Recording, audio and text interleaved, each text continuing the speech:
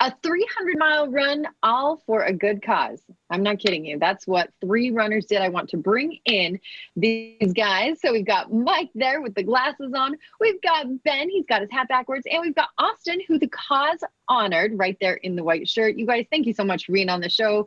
Good to have all of you. Thank you. Thank you.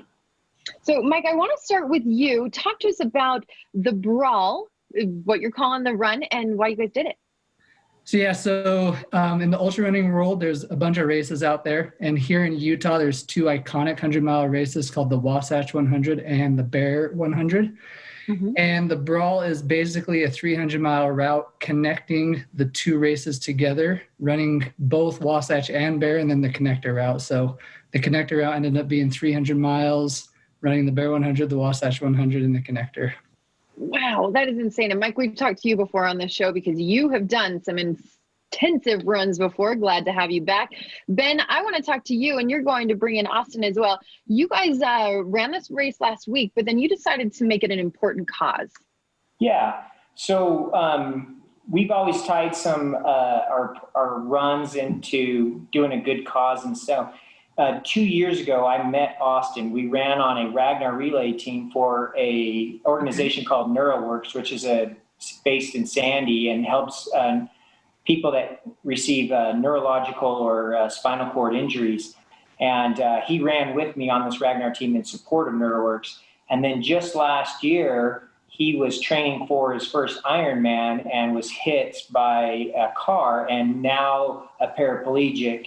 And so this year, when me and Mike were going to do this run, I said, hey, would it be great to bring in for a cause? And instead of just raising money for an organization, I wanted to funnel it down to an individual. So I reached out to Austin and said, hey, you've been inspiring me this last year through what you've gone through. And what is it that you need next in order to be able to complete an Ironman as a para-athlete? And he told us about a racing wheelchair that he's trying to save up for. Well, and Austin, I got to ask you, I mean, going from being an avid runner to now trying to do it as a para-athlete, how has it gone for you? Very difficult. No, yeah. I had competed in endurance sports for 10 years before I got hurt. And so now it feels like I have to relearn or really learn 3 new sports because, for running, you use your legs, but I'm still using my arms. I'm doing it in a wheelchair. Cycling is different, using your arms. Swimming is different, not using your legs. So I feel like I'm learning 3 brand new sports. So it's a real challenge for sure, and I have a long ways to go. Well, I love seeing your courage and what you're doing, your strength through all of this, Austin. So congratulations to you, and excited to see you in your Ironman. Now, of course, we want to help you get there by raising funds to get you that chair that you need. Guys, how do we do so? So we have a Facebook page fundraiser that we have set up. It's called Utah Brawl 300 in support of Austin. You can find that on Facebook. If you don't have Facebook, you can actually go to intermountaintry.com, and down at the bottom they have a donate button. And when you make a donation, just make sure you put in the notes for Austin Patton.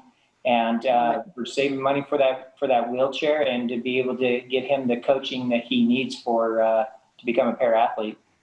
I love it. Well, you guys, amazing stuff that you're doing. Austin, thank you for being with us as well and sharing your story. We appreciate it. Thank you. Thank you.